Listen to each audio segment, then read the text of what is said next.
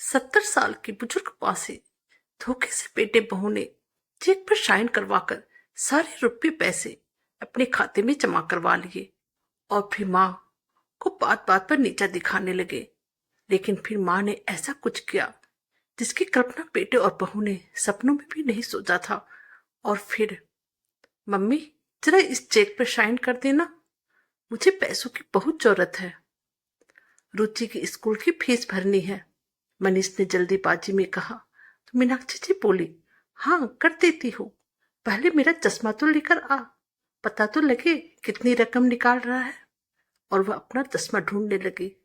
काफी देर बाद भी चश्मा नहीं मिला तो बेटा मनीष फिर से चिल्लाया, मम्मी, क्या आपको मेरे ऊपर विश्वास नहीं है? मैं 10,000 निकाल रहा हूँ जो 1 महीने बाद आपको वापस कर दूंगा, और कोई 10 लाख नहीं निकाल रहा हूँ। इतने में बहू माही भी बोलती है, क्या मम्मी, आपको अपने बेटे पर ही विश्वास नहीं है? अब मीनाक्षी जी खुद शर्मिंदा हो गई। उन्होंने बिना कुछ पढ़े हस्ताक्षर कर दिए। बिना चश्मे के उन्हें कुछ साफ दिखाई नहीं दे रहा था। उन्होंने मनीष पर विश्वास करके हस्ताक्षर कर दिए। साइन करवाने के बाद बेटा मनीष अपने काम पर चला गया। मीनाक्षी जी भी अपने काम में लग गई। जब अपने कमरे की सफाई कर रही थी तो देखा कूड़ेदान पूरी तरह से बंद नहीं था। वह उसे बंद कर ही रही थी तो देखा उनका चश्मा उसके अंदर गिरा हुआ था। यह यहाँ कैसे आया? और यह तो खराब भी नहीं है। उन्होंने अपना चश्मा निकालकर साफ कर लिया था। बात आई गई हो गई। एक दिन मीनाक्षी बेटे मनीष से कहने लगी, बेटा, तेरे पापा की पुण्यतिथि आ रही है और मैं 11 ब्राह्मण को भोजन करवाने का दान पुण्य करना चाहती हूँ। चेक मैंने भर दिया है तो 10,000 निकाल कर ले आना। मीनाक्षी जी ने चेक दिया। मनीष चुपचाप चेक लेकर चला गया। शाम को जब मनीष ऑफिस से घर आया तब उसने चुपचाप से खाना खाया और अपने कमरे में आराम करने के लिए चला गया। थोड़ी देर बाद ही मीनाक्षी जी जब अपने बेटे के कमरे में बात करने के लिए जाने लगी तो बहू माही ने दरवाजा बंद कर लिया और बोली कि आप सुबह बात कर लीजिएगा। अब मीनाक्षी जी वापस अपने कमरे में चली गई। सुबह उठते ही उन्होंने मनीष को कहा वह 10,000 दे दे ताकि भोजन के लिए राशन और दान दक्षिणे का इंतजाम कर सकूं। मम्मी, कल तो मुझे समय ही नहीं मिला इसलिए मैं लाना भूल गया, परंतु आज मैं जरूर लेकर आऊंगा।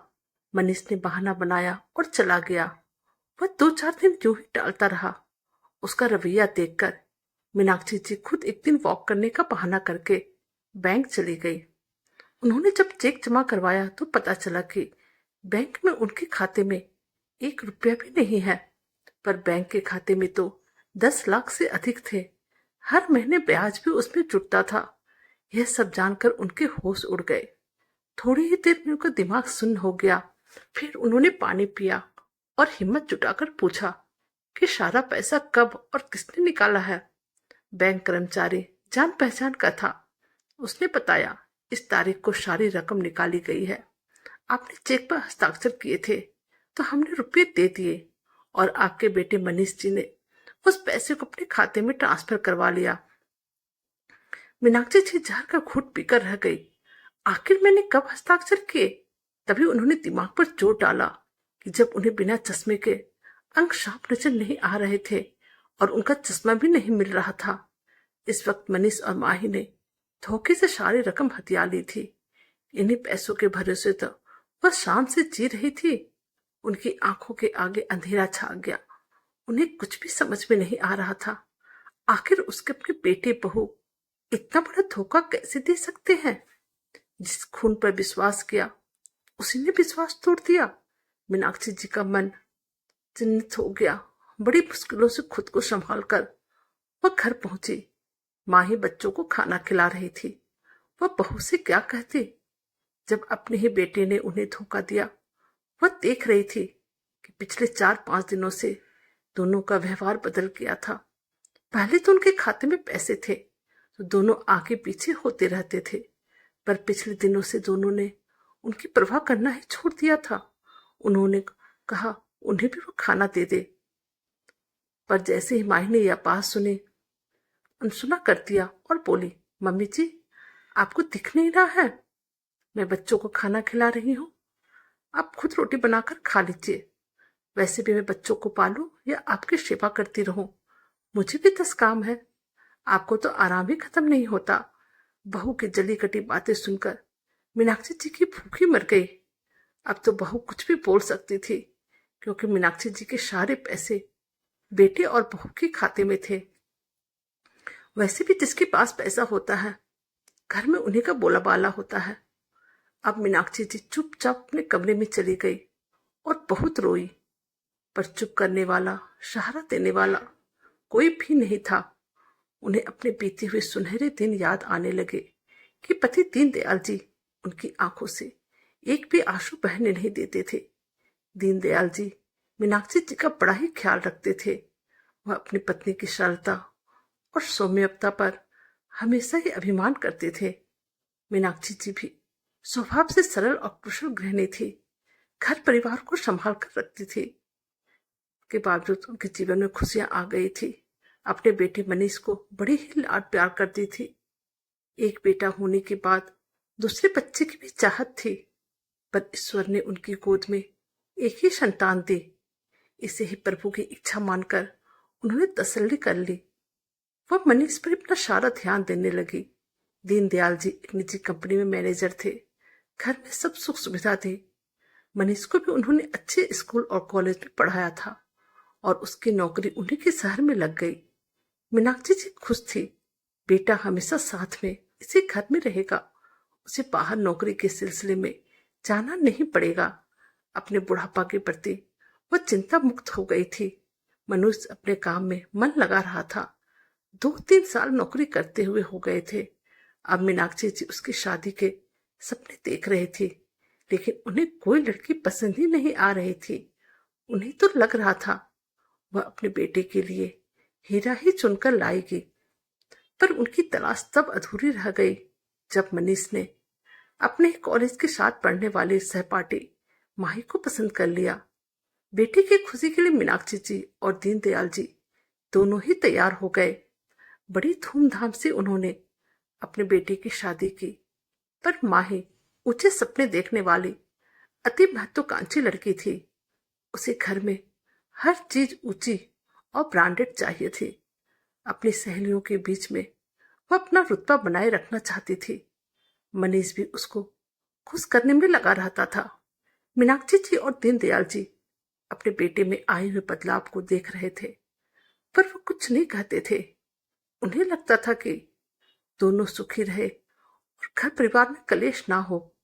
माही और मनीष को 2 बच्चे हो गए थे। दोनों को दादा दादी बड़े ही लाड प्यार से पाल रहे थे, लेकिन माही की फरमाइश अभी भी कम नहीं हुई थी। कभी कभी तो मूवी देखने, बाहर खाना खाने और फिर हर सप्ताह शॉपिंग करना उनकी दिनचर्या में शामिल था। उसे सिर्फ अपने भी खर्च करना अच्छा लगता था। सास ससुर के ऊपर वह 1 रुपये भी खर्च नहीं करती थी। अपने बेटे बहू का यह रवैया देखकर अब दीनदयाल जी सतर्क हो गए थे। और फिर जब उसके रिटायरमेंट का पैसा मिला तो उन्होंने यह पैसा मीनाक्षी जी के खाता खुलवाकर उसमें जमा करवा दिया, क्योंकि वह जिस कंपनी में काम करते थे उसमें पेंशन भी नहीं मिलने वाली थी। शायद अपने भविष्य का उन्होंने पहले ही सोच रखा था। कुछ दिनों बाद ही अचानक हार्ट अटैक होने से उनकी मृत्यु हो गई। मीनाक्षी जी सदमा सहन नहीं कर पाई। बड़ी मुश्किल से वह सामान्य हुई थी, पर पति की यादें उससे भुलाई नहीं जाती थी। मनीष की नौकरी सही चल रही थी, पर वह किसी न किसी बहाने मीनाक्षी जी से पैसे मांगता ही रहता था और वह हर महीने अपनी माँ से 10,000 खर्च के रूप में ले ही लेता था। कभी फीस के बहाने तो कभी राशन दवाइयां के बहाने, और दोबारा वापस भी नहीं करता था। इन सब के पीछे माही का ही हाथ था, इसलिए वह बेटे की मजबूरी समझकर चुप रहती थी। पर आज तो हद हो गई। मनीष ने सारा पैसा धोखे से हथिया लिया। शाम को मनीष ऑफिस से आया। उसके खाना खाने के बाद मीनाक्षी जी ने मनीष को कहा, तुम्हें मेरे खाते से 10 लाख रुपए चोरी करने से निकालने की क्या जरूरत थी? तुम मुझसे मांग लेते। इस तरह मुझे धोखा देते हुए तुम्हें शर्म नहीं आई?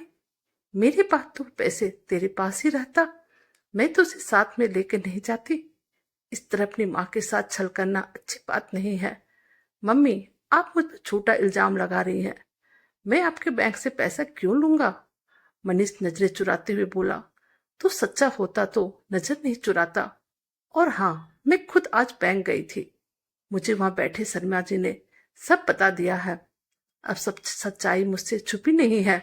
मीनाक्षी जी की बात खत्म होने से पहले ही माही आ गई और चिल्लाकर बोली, आप मेरे पति को इस तरह डांट नहीं सकती हैं। आपने तो खुद चेक पर हस्ताक्षर किए थे। फिर इन पे इल्जाम क्यों लगा रही हैं? माही, मैं अपने बेटे से बात कर रही हूँ। तुम ना ही बोलो तो अच्छा है। मुझे क्या पता थी कि मेरा बेटा 10,000 की जगह 10 लाख की रकम भरवाकर मुझसे पैसे छीन लेगा। मैंने तो 10,000 के लिए हस्ताक्षर किए थे। माही फिर से सुनाते हुए बोली, अगर पैसे ले भी लिए तो क्या हो गया? एक खाते से दूसरे खाते में ही तो आए हैं। मेरे पति ने कहीं खर्च तो नहीं कर दिए। अब आपकी उम्र का क्या पता, जाने कब जान चली जाएगी। जैसे पापा के अचानक चले गए थे। आपके नाम का खाता तो खुलवा कर गए थे। अब उन्होंने खुद पैसे ले लिए तो पैसे तो घर में ही हैं। आपके पास रहे या इनके पास, कम से कम रुपया पैसा तो ठिकाने पर रहेगा। एक ही घर में तो रहेंगे, कोई बड़ा फर्क तो नहीं पड़ गया। मनीष बिल्कुल चुप था, पर माही लगातार बोलती जा रही थी। माही, बहुत ही फर्क पड़ता है। जितना सुहाग जाने पर स्थिति और टूट जाती है, उतनी ही दूसरों पर निर्भर रहने से टूट जाती है। तुमने मेरा स्वाभिमान मुझसे छीन लिया है। अब मैं पैसे पैसे की मोहताज हो गई हूँ। साथ ही मुझे बार बार तुम लोगों से पैसे मांगने पड़ेंगे, मगर मैं ऐसा होने नहीं दूंगी। तुम्हें मेरे पैसे वापस देने ही होंगे। तो क्या आप हमें कोर्ट कचहरी के चक्कर लगवाओगे? आप अपने बेटे बहू को जेल भेजोगे? माही चिल्लाकर बोली, काश मैं ऐसा कर पाती, पर मैं नहीं कर पाऊंगी, क्योंकि मैं एक माँ हूं। बच्चे माँ के साथ बुरा कर सकते हैं, पर एक माँ कभी अपने बच्चों के साथ बुरा नहीं कर सकती। यह कहकर मीनाक्षी अपने कमरे में चली गई और उन्होंने कमरे का दरवाजा बंद कर लिया। उन्हें कुछ समझ नहीं आ रहा था कि अब वह क्या करे और क्या नहीं करे। तभी उनके दिमाग में विचार आया। उन्होंने अपनी अलमीरा खंगाली। उन्हें घर के पेपर मिल गए। उन्होंने चुपके से घर बेचने और खरीदने वाले दलाल को फोन कर दिया। 7 दिन घर में शांति रही। मनीष अपनी माँ से नजरें मिला नहीं पा रहा था। एक दिन शाम को घर की घंटी बजती है। सामने दलाल और साथ में एक परिवार था। उन्होंने घर को अच्छे से देख लिया था। यह कौन लोग हैं और घर के अंदर क्यों आ गए? मनीष गुस्से से बोला, बेटा, यह हमारा घर खरीदने आए हैं। 80 लाख में तो बिक जाएगी। मीनाक्षी जी बोली, हम ये घर नहीं बेच रहे हैं, आप बाहर चले जाइए। मनीष ने तेज आवाज में कहा। तभी मीनाक्षी जी बोली, तो घर बेचने वाला कौन होता है? यह घर मेरे नाम पर है और मैं यह घर बेचना चाहती हूँ। मुझे रुपयों की सख्त जरूरत है। अब तेरे पापा की भी कोई पेंशन नहीं आती और मेरे खाते में भी 1 रुपया नहीं है। तो कुछ तो मुझे अपना इंतजाम करना होगा। तुम अपने परिवार को लेकर किराए के घर में रहने चले जाओ। मैं 80 लाख में अपने रहने और खाने पीने का कहीं भी इंतजाम कर ही लूंगी। मैंने तेरी मामा से बात की है। उनके गांव में सस्ते में घर मिल जाएंगे और बाकी का पैसा मेरे खाते में रहेगा। मीनाक्षी जी की तेवर देखकर मनीष और माही के पैरों से जमीन सरक गई। दोनों के होश उड़ गए। उन दोनों ने यह सोचा भी नहीं था कि मीनाक्षी इस तरह से कर सकती है। अब किराए का घर लेने कहाँ कहाँ जाएंगे? इतना बड़ा घर किराए लेना आसान भी नहीं होगा। दोनों ही सोच पे पड़ गए। आप कल आइएगा, मीनाक्षी जी ने उन लोगों को जाने के लिए कहा, पर घर अच्छे से देख कर जाइए, ऊपर नीचे से अंदर बाहर से। बहुत ही बड़ा है। सबके चले जाने पर मनीष और माही मीनाक्षी जी से माफी मांगी। मम्मी, हमसे बहुत बड़ी गलती हो गई, आप हमें माफ कर दो, पर इस तरह से बेघर मत करो। आखिर में मीनाक्षी जी का दिमाग ही काम आया। मीनाक्षी जी भी यह नाटक ही कर रही थी। उन्होंने दोनों को माफ कर दिया और मनीष ने पुनः 10 लाख रुपए उनके खाते में जमा करवा दिए। अब मीनाक्षी जी पुनः आत्मसम्मान के साथ जीने लगी। दोस्तों, जीवन में अपने ही बेटे बहू से मिले धोखे माता पिता को तोड़ देते हैं। इसलिए उन पर निर्भर रहने की जगह अपने खातों में हमेशा रुपये रखने चाहिए और बिना पढ़े बात किए कहीं भी हस्ताक्षर नहीं करने चाहिए। आजकल अपने ही खून के रिश्ते और भरोसा तोड़ देते हैं। आपकी क्या राय है, हमें कमेंट करके बताइए। कहानी अच्छी लगी तो प्लीज चैनल को लाइक कीजिए, सब्सक्राइब कीजिए और शेयर कीजिए। Thank you.